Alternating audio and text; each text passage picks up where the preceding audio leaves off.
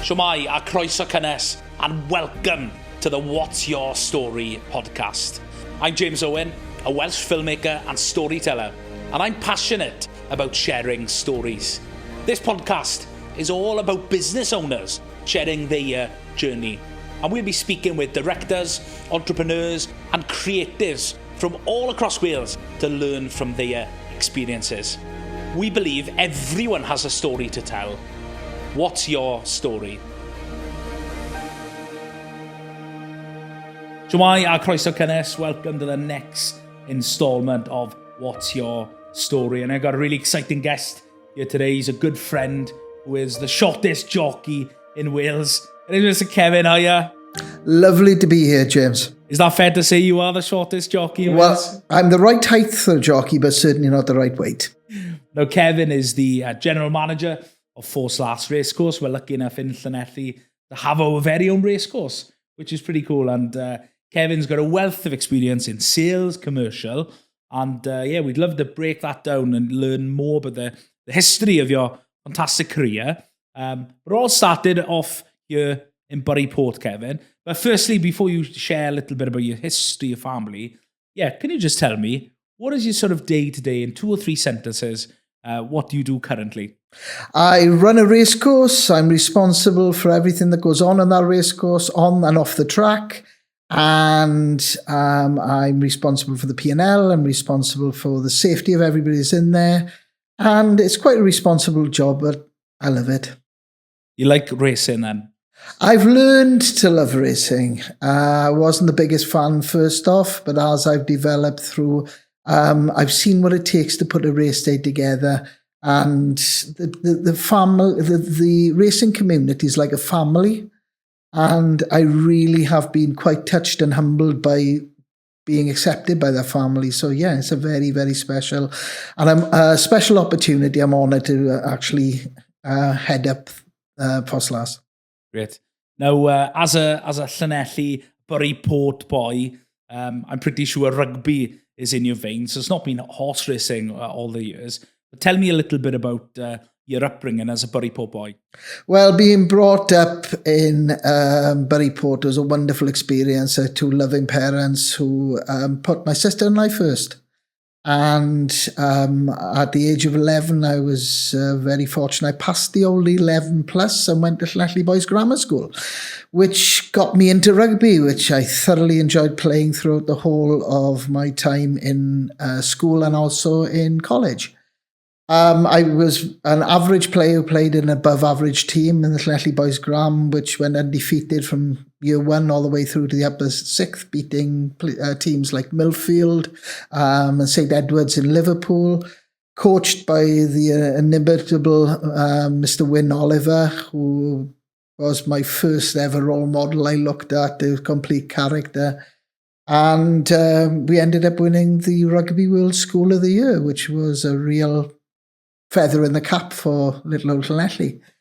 But going forward after that, I had a horrific injury when I was in my first year in college, playing for Went College of Higher Education, which I ended up intensive care and was told I'd never be able to play rugby again.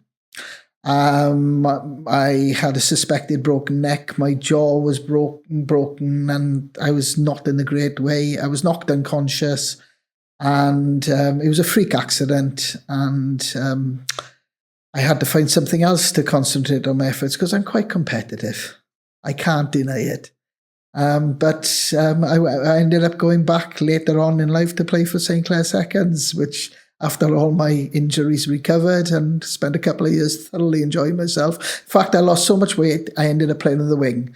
I never got the ball passed by my teammates. They knew I was useless, but it didn't matter. I had a great, great time there. So where do you start? What position were you playing? I played loose-head prop and moved across the hooker later on. But I made the number 1 jersey my own, and was very fortunate. I played in the final of the Duba Shield for Llanelli Schoolboys, and being involved in that team with so many talented people like Mark Perigo, Sean Kenny, who went on to play for New York Stars, again, Welsh Schools cap, Stephen Ruddle, Simon Ogg. They were fabulous players. Sometimes I'd have pinched myself. It was like an imposter syndrome or anything, thinking, why am I playing with these guys? But boy, oh boy, it was something I was very proud of. Well, sure, like me, I was growing up. I started off playing for Felinfol up to under 11s. Then I joined Furness United, great team. The immortal Furness United, you should say. Absolutely. But yeah, I was quite proud to get into the Llanelli schoolboys. I actually got an opportunity to play for the academy as well, which was fun and just crazy to see that some of the boys I was playing rugby with are now playing for Wales, which is incredible to see. And some of them Lions, unbelievable. But for me growing up, it's this typical thing, I think, as a Welsh boy, most boys in Wales think of dreaming playing for Wales. I was probably like you growing up, right? You wanted to play for Wales? 100%. And what I wanted to do is to turn around, have a long-established rugby career, retire, own my own pub, and then tell all my rugby stories. That was what I'd set up to turn around and do when I was 13, 14. My dad probably had his head in his hands most of the time when I was mentioning things like that, because obviously they thought that I had my head in the clouds, but that's exactly what I wanted to do. So when you've built up this dream as a youngster, I'm going to play for Wales, and then you get injured as a young person, what was your plan? Well, it's happened when I was in my first year in college. Not many people play for the college team in the first year, but I was very fortunate. And there were 3 of the guys who I'd played with in the boys' grammar school or Graig Comprehensive who would come with us to the college. So we were all playing together. So it really was tough to think that I was told at one time I'd never play again. But I had to throw myself into something. I threw myself in my first opportunity in my career when I started at the Carmarthen Journal, which was my first real job, which I fell into more than anything because I wanted to be a sports journalist. Had a meeting with the editor, a cocky little so-and-so with his HND in business studies under his arm, walking in demanding that he starts working for the Carmarthen Journal. The old editor, Alan Osborne, turned around and said, I only take on one trainee cub reporter and the person's just been taken on. So you'd have to wait 12 months. However, if you go upstairs and speak to the managing director, whose name genuinely was Ivor Bull, Ivor was a complete character, played rugby for Ferryside as well. And he sold me the dream of working in advertising. And I ended up, my first ever job was working for the Carmarthen Journal as the agricultural sales representative with my wonderful company car. It was a 1600 diesel Fiesta. I was living in St. Clair's at the time, and I started my car in Carmarthen, and you can hear it in St. Clair's. It was absolutely and totally unique. But the grounding I had working for Carmarthen Journal is the oldest newspaper in Wales. I still know to this day, the first edition came out in 1810. And to represent such a brand was, and I've represented quite a few brands since, including, as I say, the Western Telegraph, which was Wales's largest weekly newspaper.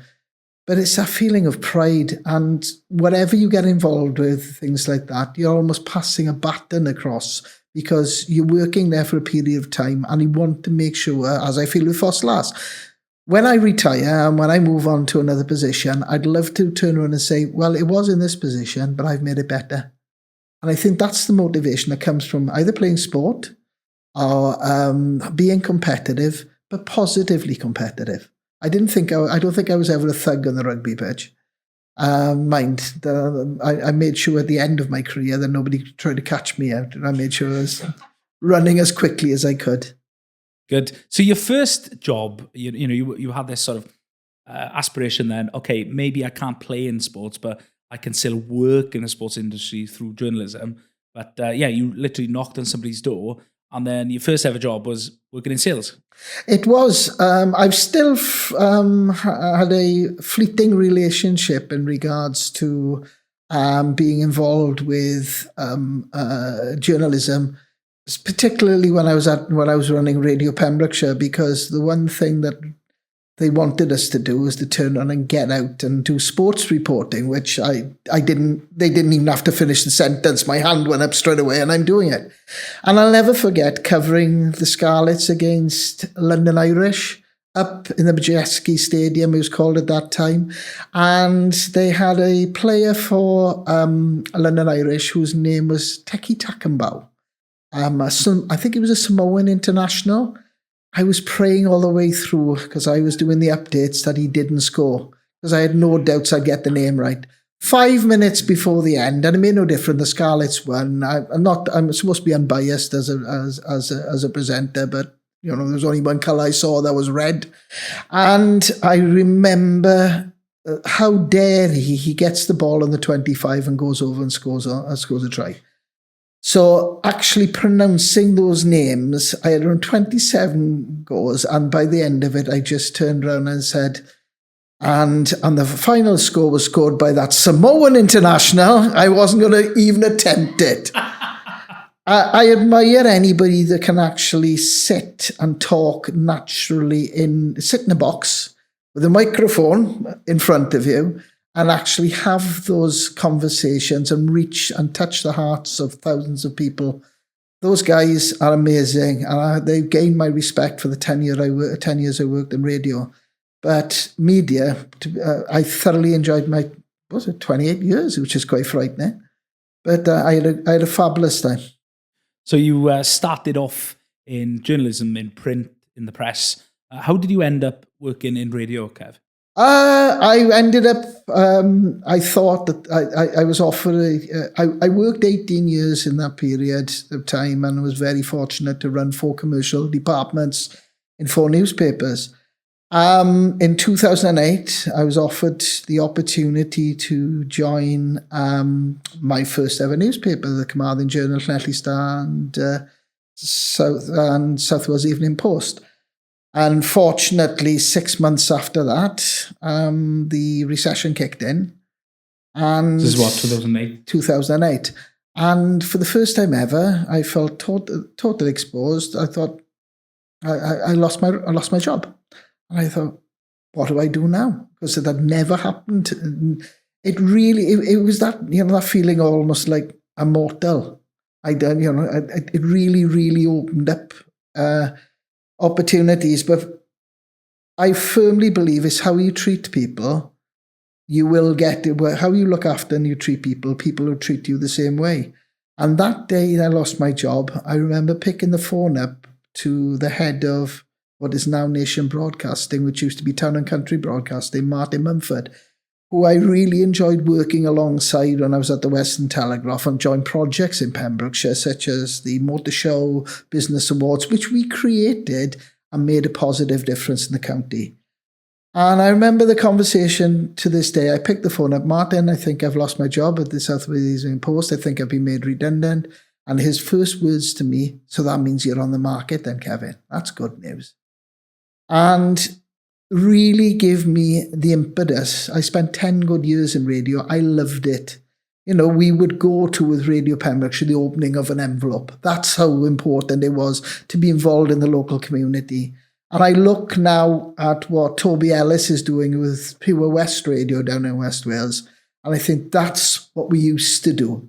It's wonderful to see a radio station that actually captures the whole community. And that's what I was proud to be involved with and run for 10 years. It was wonderful. It sounds like you had a great time. Tell me about the sort of highlights of what it was like working in radio. Well, working alongside characters like Tomo will never be forgotten. He touched so many lives positively. When he passed away, everybody's got a lovely story to tell about him. Personally, I dread the fact that he will turn around. Facial hair gets on my nerves. When he comes over, Kev Boyan gives me the biggest kiss on the cheek. Having that total gregarious relationship is a wonderful experience. And I treasure those memories of working with that guy for 5 years. It was wonderful. Do you maybe fill people in? Because maybe people outside the Scarlet region, because actually I've spoken to 3 people this week and said, and I'll tell you this, Kev Johns is coming on the podcast. Another... Kev was my opposition. No, you know Kev Johns, do you? Yes, Kev is wonderful. From Llanelli this week told them Kev Johns is coming on the podcast. They don't know who he is. Honestly, cool. I can't believe it. So some people might not know Tomo. Well, it's quite interesting. These characters, Kev, as I say, wonderful, wonderful man. Somebody I actually think the world of. And Tomo is in that same ilk. Tomo was a unique character from Cardigan, who lived for being on radio and being a presenter. He had a unique style. He started off with his immortal discourse, where he interacted with the crowd and audience and got them to do things they wouldn't normally do and have a really good laugh. And he built this relation. He started at Radio Ceredigion, which was one of the radio stations I ended up being involved with. Tomo went then to Radio Carmarthenshire, was involved with the launch of Radio Carmarthenshire. A total outgoing character. Some presenters change when they go into the little box to talk. Tomo was himself, a complete, unique man who made people feel better by them listening to him. As I say, tragically passed away a couple of years ago, missed by many. If you were at Parker Scarlet's, which he presented in, you'd always get oi oi Savoy or whatever it come across. He made everybody think he was talking to them, and that is a unique skill.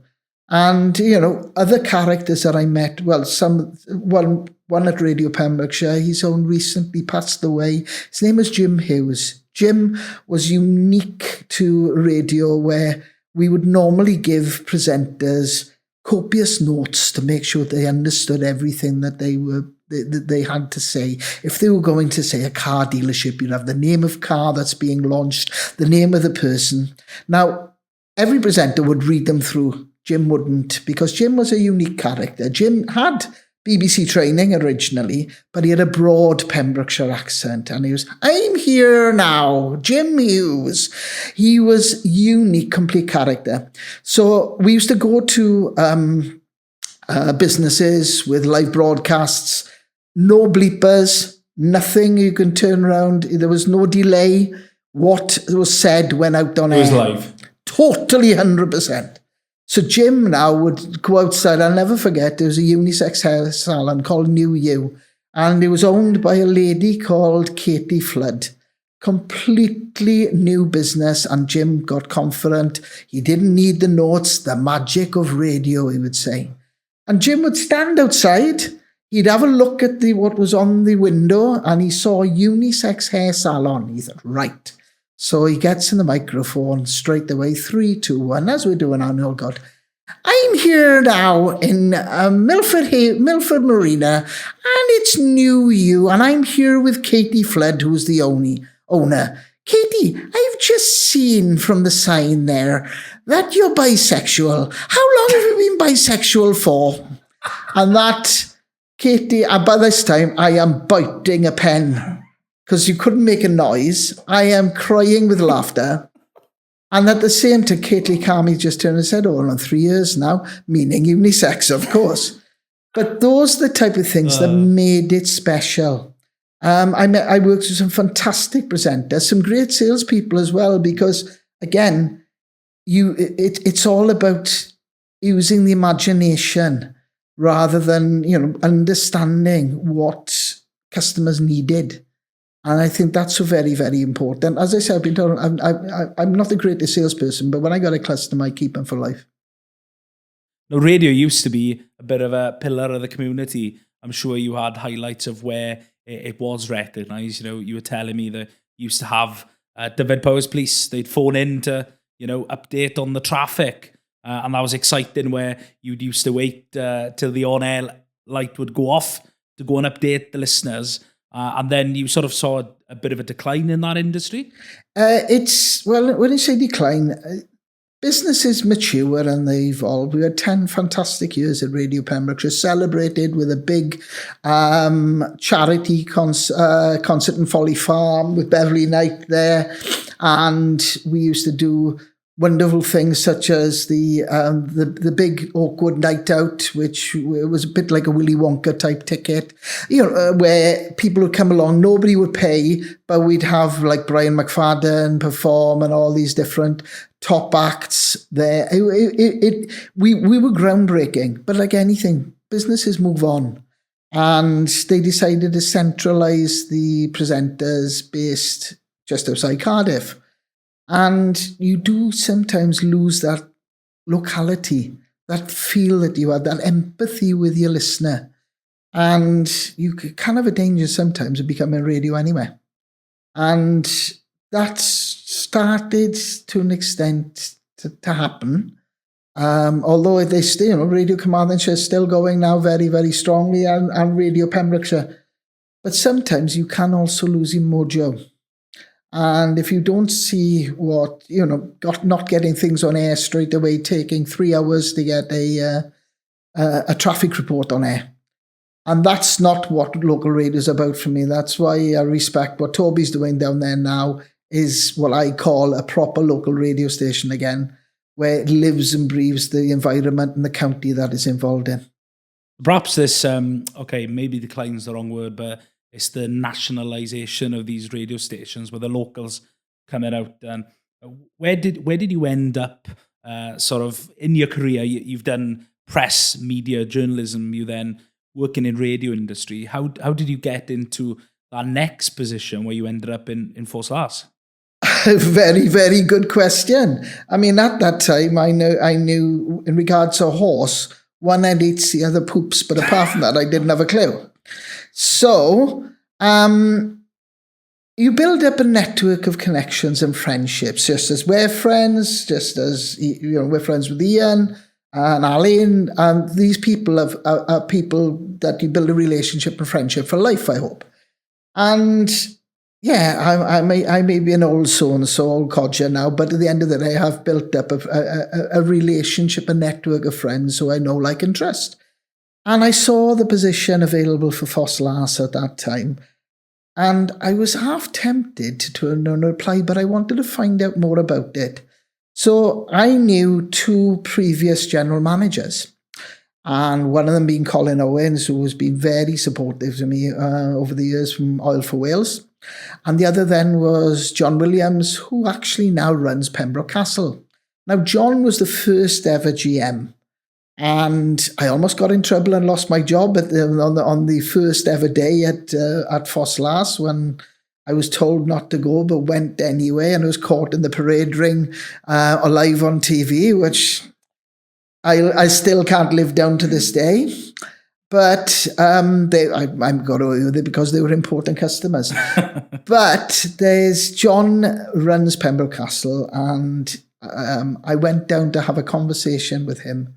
And we sat down in the blazing sunshine with 2 cups of coffee later.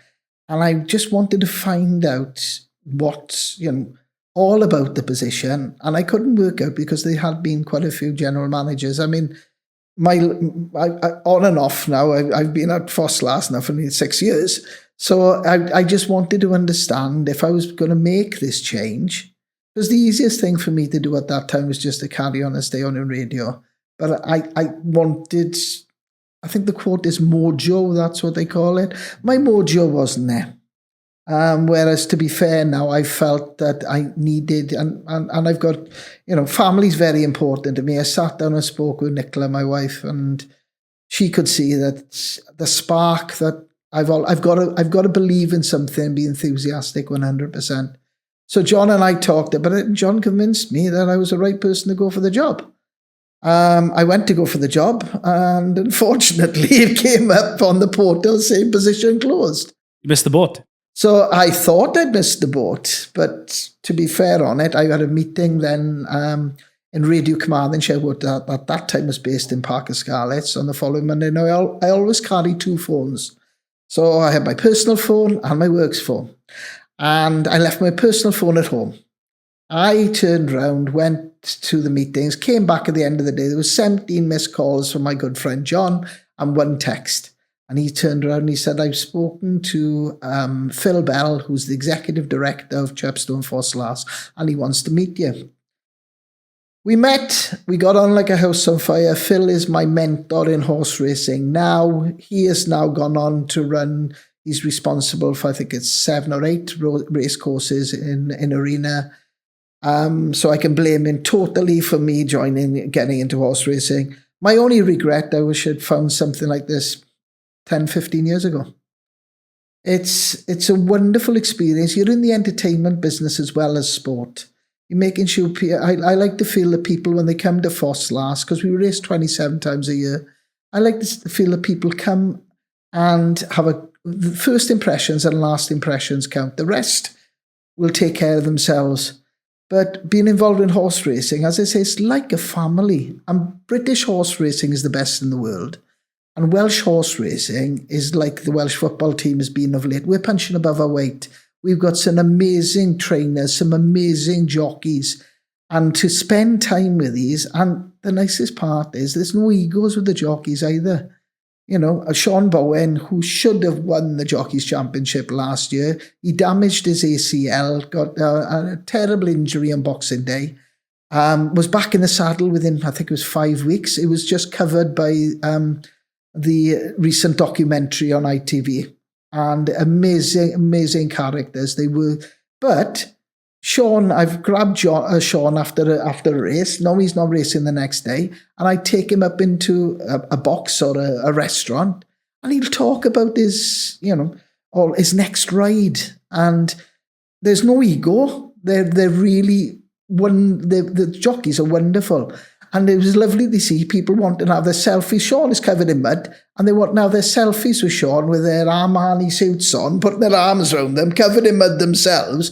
But they know that they've met a special talent. They're athletes. They work hard. They train hard.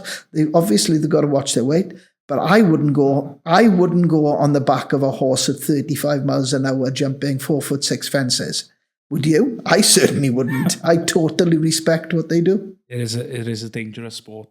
Absolutely. So 2018, you had this opportunity, and there's a theme here of knocking on doors to get jobs. So what happened for you in terms of the progression of working at Ffos Las? Well, I needed to, the reason why the both general managers' positions at Chepstow and Ffos Las had been taken internally.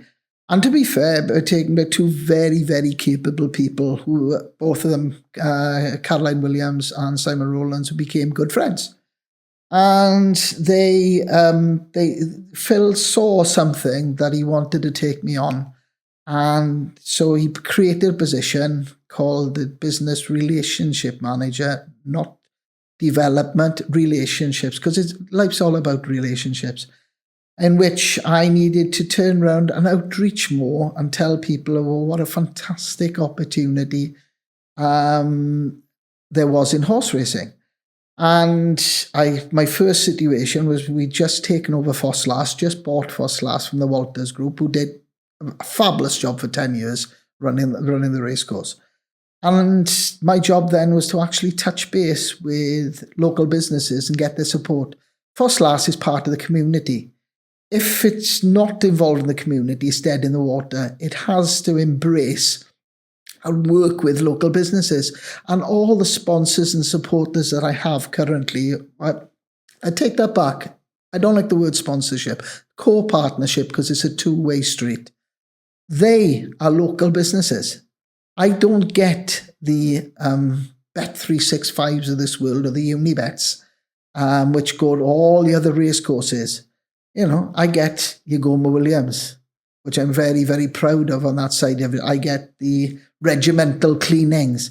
I get Dragon Bet, which is a fabulous local bookie based in Cardiff who support Welsh sport. All these businesses work together. Great Consulting with sponsor us as well, which is fantastic to see. All these ones, without them, we wouldn't have a business. So we need to make sure that these businesses feel valued, that we generally do care, And I'll be honest, I had a disagreement with one of our sponsors yesterday. Honesty is so very, very important. If you get something wrong, and I'd put a sign in the wrong place, and I had enough guts to pick the phone up, the easiest thing was to hide it. But I had, they say confession's good for the soul. I had to turn around and say, it's our fault, my fault, really sorry, we'll sort that out for you straight away. So having that honest and open relationship with local businesses goes a long, long way. And we're lucky we got so many fantastic businesses on our doorstep. In fact, quite a few of my, I'm not going to be calling enough to say heroes, but I've worked with some amazing businesses and business people who have, done fantastically well, but at the end of the day, they're so grounded and down to earth. It's good to see that. So, you became the general manager.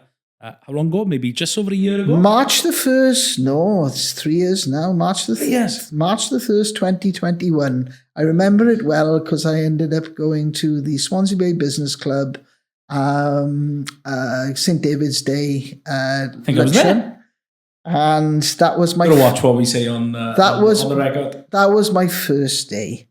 It's been a journey to get, like everything. COVID was pressed the restart button.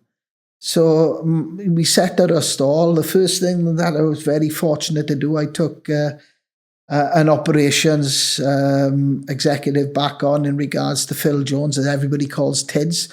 Tids, if you chop Tids' heads off, you'll have Ffos Las all the way through it. He lives and breathes the race course. He's on a well-deserved break this week, right? He's gone away. He's gone away with his wife. At the end of the day, I can guarantee I'll still get phone calls. Have you got this? Have you done that?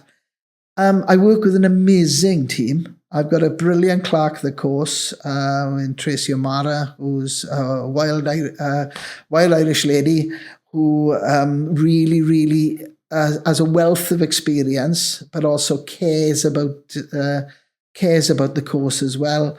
All the grounds team are on there, and everything else is. We're only a small course, so I've got a business coordinator who works 3 days a week. Becky was brilliant, but it's all left down commercially for myself. That's good. And it's great to see you working with local businesses. I think it's important because you can get all these national companies who will pay for and sponsor. It's great to see that you're almost building this community. And at the end of the day, it is entertainment. It's nice to be able to go to the races. I'm not a huge horse racing fan, to be honest, but when I've gone, I've always had a good time. And I've gone with friends and you can unwind. You can still also talk business. So it's a great way to have conversations and strengthen relationships. I used to use hospitality. As you know, in my previous role, I've taken clients to the rugby. I've taken the football. Why horse racing works is that if you're in a box with them, the one thing, if you can imagine, a race meeting's 5 hours, right, in total. A race actually lasts on average 3 minutes.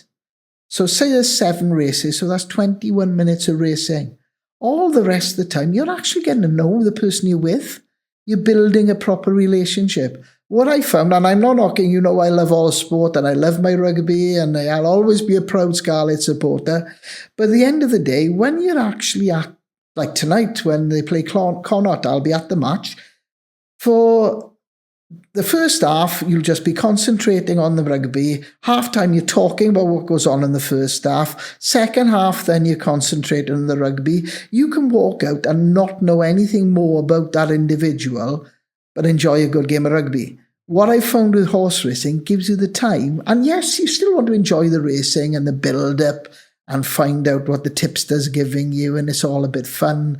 And, that is important. But you actually get to know the people.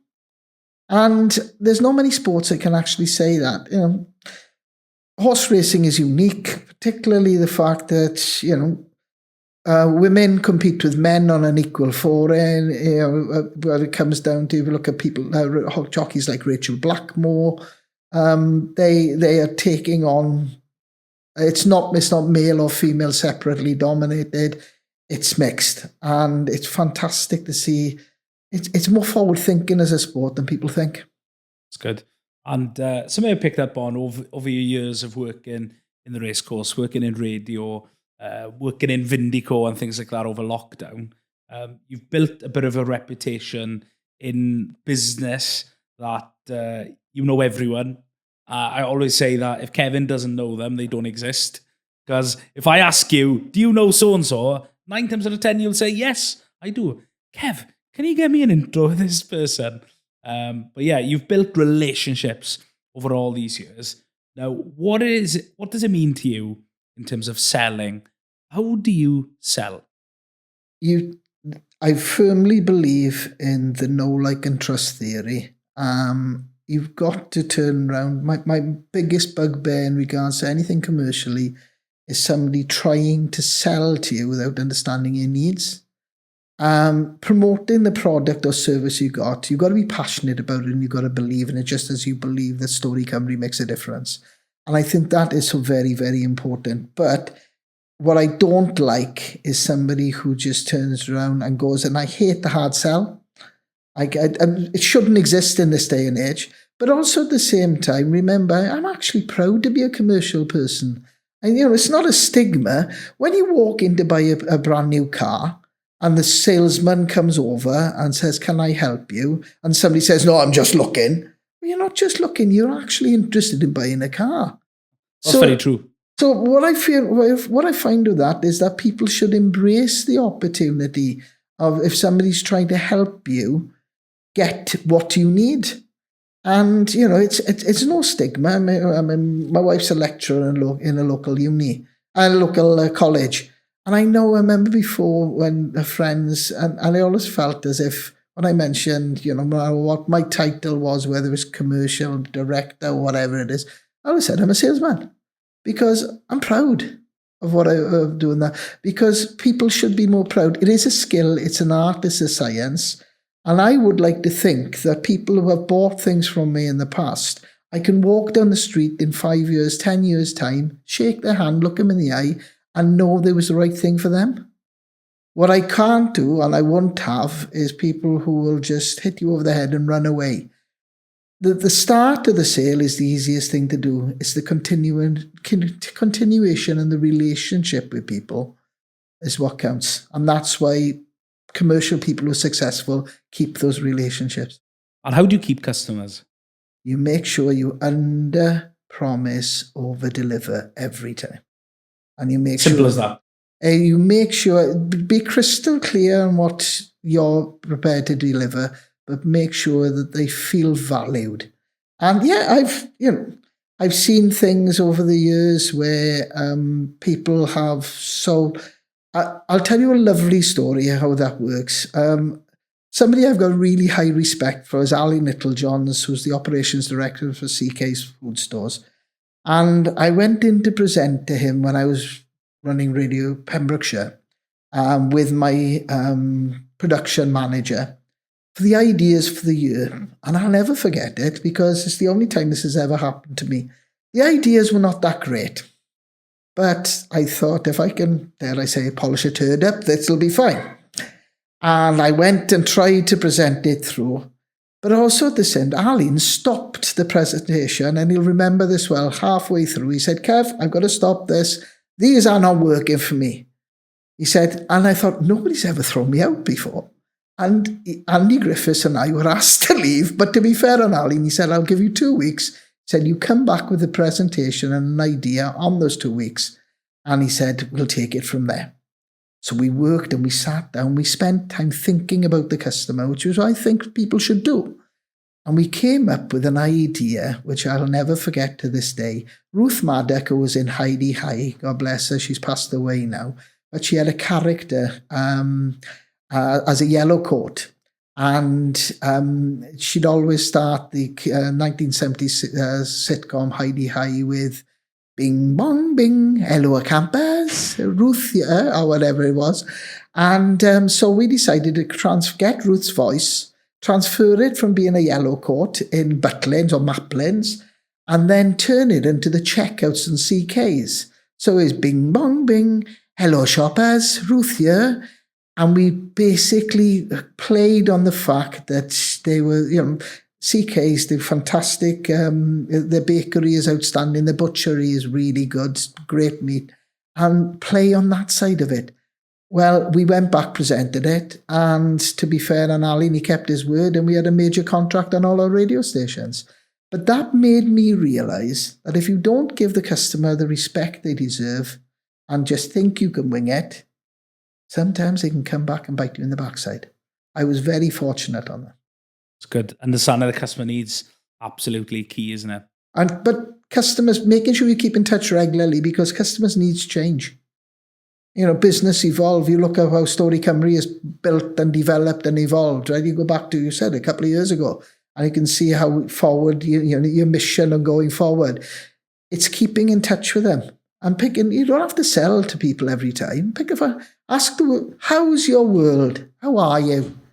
Tell me what, and you know, there's no end game on that, but what you're doing is you're getting information and understanding what that business is all about. Because it may be a case that they've stopped selling this, but they're selling that. And, you know, information is key to turn on that you understand that, to keep that relationship going. Believe me, there's quite a few people who probably can't stand my guts, quite a few people who think I'm brilliant, but at the end of the day, at least they know me. At least they know you. Oh, great insight there, Kevin. Well, this podcast is all about business stories, and it's great to hear some of the insights into selling and the commercial world and how to retain relationships. But we always ask this on the podcast.